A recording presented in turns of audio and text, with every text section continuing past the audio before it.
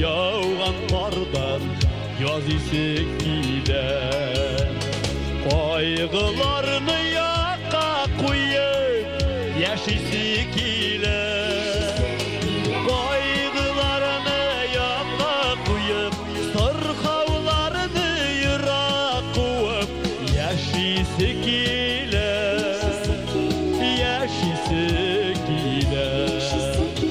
Kaygılarını yaka koyup sarkavlarını yıra koyup yaşısı gile, yaşısı gile.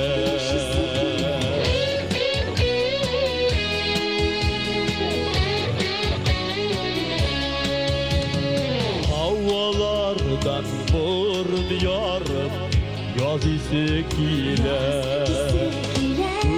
günlerde şadlık dağı yaşısı gile,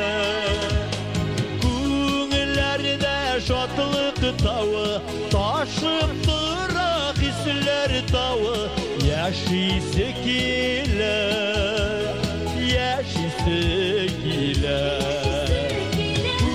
Günlerde şadlık dağı taşıp durak hisler dağı yaşısı gile, yaşısı gile.